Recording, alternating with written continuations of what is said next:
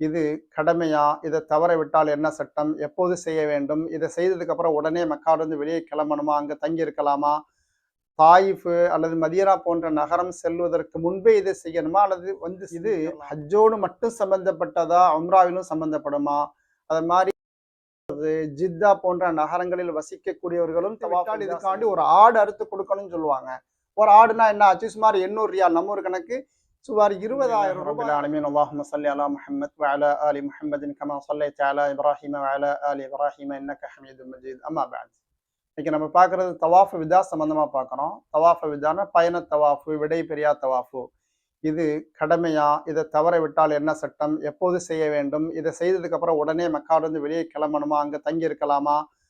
தாயிஃப் அல்லது மதீனா போன்ற நகரம் செல்வதற்கு முன்பே இதை செய்யணுமா? அல்லது செஞ்சுக்கலாமா? இது ஹஜ்ஜோடு மட்டும் சம்பந்தப்பட்டதா? உம்ராவிலும் சம்பந்தப்படுமா?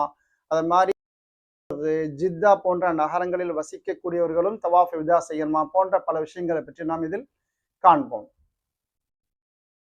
இந்த தவாஃப் விதா அப்படிங்கிறது இது வாஜிபு, கட்டாயம் செய்தாகணும்.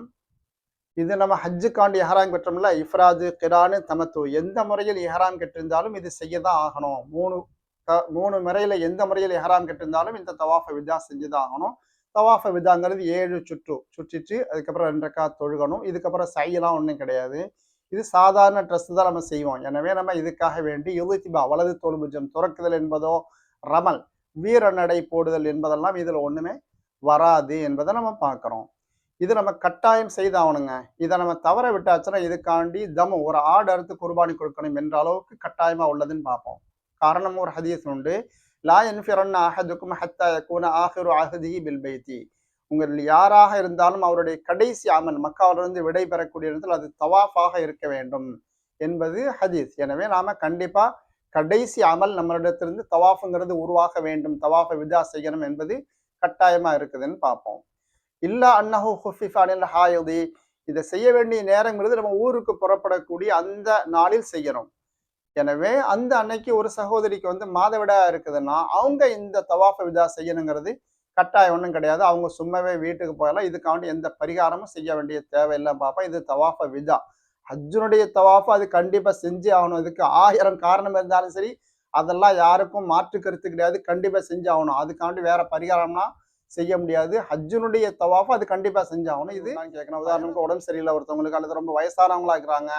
இந்த மாதிரி காரணத்தை முன்னிட்டு தவாஃப விதாவை நாம் தவற விடுவதற்கு அனுமதி உண்டா என்று கேட்டால் அது செய்யதான் வேணும்னு பார்க்கிறோம். காரணம், உம்மு சலமா ரலியல்லாஹு தஆலா அன்ஹா நபிசாசனுடைய ஒரு மனைவியில உள்ளவங்க. இவங்க தவாஃப விதா செய்யக்கூடியதில் கொஞ்சம் உடம்பு சரியில்லாமல் இருக்கிறாங்க. அவங்க கேட்கறாங்க, எனக்கு இந்த மாதிரி நிலைமையா இருக்குது அப்படிங்கிறாங்க. அதுக்கு நபிசாஸ் சொல்றாங்க, தூஃபி மின் வரா இன்னாசி வ அன்தி ராக்கிபத்துன்.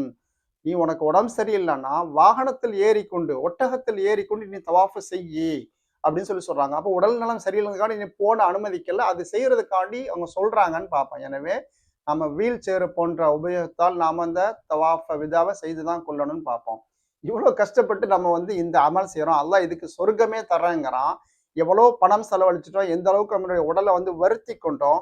இதோட இன்னும் சின்ன ஒரு அமல், ஒரு தவாஃப் மட்டும் தானே, 7 சுற்று மட்டும் தானே. அதனால நாம கொஞ்சம் முயற்சி பண்ணி இது செய்துதான் ஆகணும். முடியாவிட்டால் வீல் சேர் ஒரு 100 ரியால் வரப்போகுது. நம்ம ஒரு கணக்கு ஒரு 2000 ரூபாய் வரும். இது செலவழித்து நாம் இதனை செய்து விட வேண்டும் பார்ப்போம். காரணம், சில இமாம்கள்கிட்ட இப்படி சட்டம் உண்டு. எக்காரணம் வைத்தாலும் அவங்க தவிர்ப்பதே கூடாது. தவிர்த்து விட்டால் இதுக்காண்டி ஒரு ஆடு அறுத்து கொடுக்கணும்னு சொல்லுவாங்க.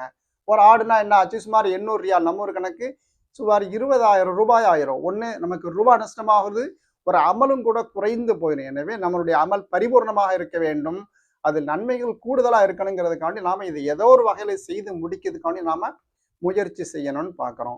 செய்ய வேண்டிய நேரம் அப்படிங்கிறது பார்த்தீங்கன்னா, ஹஜ்ஜினுடைய எல்லா அமலையும் முடிச்சதுக்கு அப்புறம் தான் வருதுங்க. ஹஜ்ஜினுடைய எல்லா அமல்னா என்னது? ஹஜ்ஜினுடைய தவாஃப் இருக்குதா இல்லையா? 7 சுற்று, அதுக்கப்புறம் சஇ. இதையும் கூட முடிச்சதுக்கு அப்புறம் தான் நாம இந்த தவாஃப விதாங்கிறது செய்யணும்னு பார்க்கிறோம். எனவே சில பேர்கள் இப்படி கேள்வி கேட்பாங்க. அந்த மாதிரி கேள்விகள்லாம் முற்றிலும் தவிர்த்து கொள்றது நல்லது.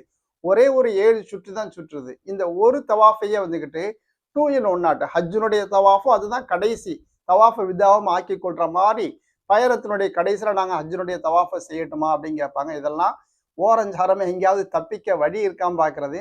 நாம செய்யக்கூடிய அமல்ல சில பேர்கள் அங்கீகரிக்கிறாங்க, பலரும் மறுக்கிறாங்க என்ற தரத்தில் இருப்பது கூடாது. எல்லோரும் அங்கீகரித்து கொண்டு தரம் உயர்ந்தது என்று வரவேற்க தகுந்த முறையில் நம்மளுடைய அமலை அமைத்து கொள்ளணும். எனவே ஹஜ்ஜுக்காக வேண்டி 7 சுற்று தனியா சுற்றிட்டு செஞ்சிடணும். அதுக்கப்புறம் ஊருக்கு போகும்போது வேற ஒரு 7 சுற்று தவாஃபா விதாவுக்காண்டி செய்யும் பொழுது எல்லோரும் அங்கீகரிப்பாங்க. இது சரியானது என்ற முறையில் சொல்லுவாங்க. இந்த முறையை தான் நாம கையாளணும்னு பார்ப்போம். இதை நம்ம ஊருக்கு என்னைக்கு புறப்படுறோமோ அந்த அன்னைக்கு செய்யணும். அதே மாதிரி தான் தூரமான பயணம் போற மதீனா போகணும்னு இருக்கிறோம். ஹஜ்ஜு முடிஞ்சிருச்சு. இப்போ ஒரு சஃபர் நம்ம மதீனாவுக்கு தாயிஃப் போகணும் பார்க்குறோம். திரும்ப 2ஆவது மக்கா வரணும் என்று திட்டம் இருந்தாலும் கூட இந்த மாதிரி தூரமான பயணம் மேற்கொள்ளும் முன்பே தவாஃப விதா செஞ்சுட்டு போறது தான் சரியான முறை.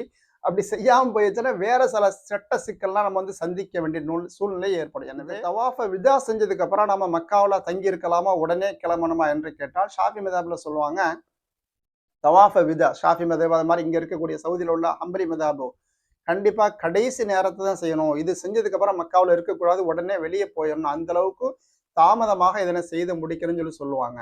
அதுக்கப்புறம் தாமதமாக நம்ம அங்க இருக்கிறோம். அதாவது தவாஃப விதா செஞ்சதுக்கு அப்புறம் நம்மால் தவிர்க்கவே முடியாது என்ற காரணத்தால் அங்கு தங்கி இருந்தால் இது ஒன்றும் பிரச்சனை இல்லை.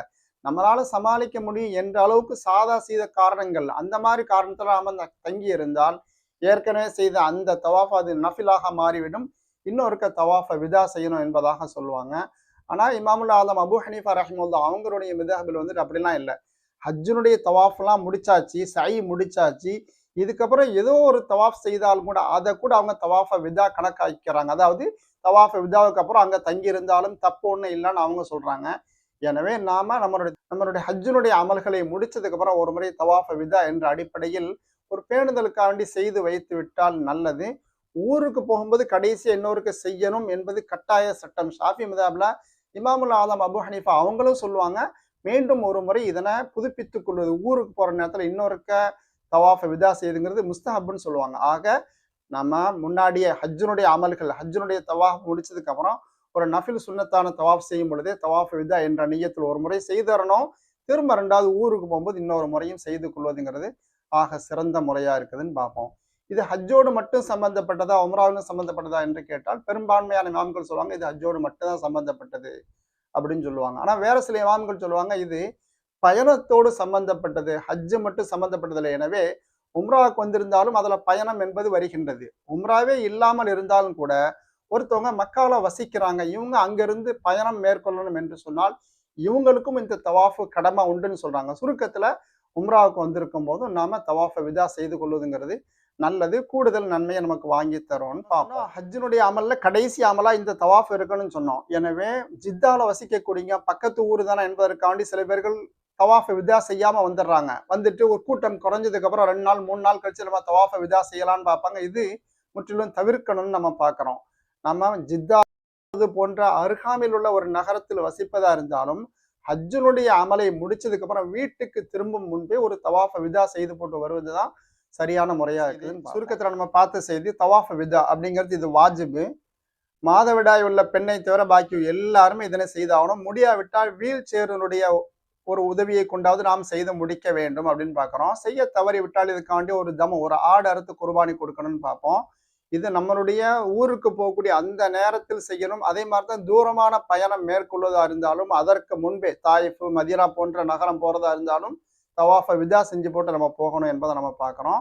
இந்த அமலை நாம செய்து போட்டு அல்லாஹ்ட்ட துஆ செய்யணும். யா அல்லாஹ் நாங்க வந்திருக்கக்கூடிய இந்த அமல் அப்படிங்கிறது இது கடைசி ஆக்கிறாதே அல்லாஹ், நாங்க செய்த அமல கபூலாக்கு உன்னுடைய பூமி இந்த மக்கா காபாவுக்கும் உன்னுடைய நபியினுடைய நகரமா இருக்கக்கூடிய மதீனா முனவராவுக்கும் நாங்க எங்களுடைய குடும்பத்தோட திரும்ப திரும்ப கால் பதிக்கணும், அமல் செய்யணும். அல்லாஹ்வே எங்களுடைய அமல கபூலாக்கு மீண்டும் மீண்டும் வர்றதுக்கு நசீபத்தா, எங்களை ஈமானோடு வாழ வச்சு ஈமானோடு எங்களை மரணிக்க செய்வாயாக என்ற துவாவோடு நாம் செல்ல வேண்டும்.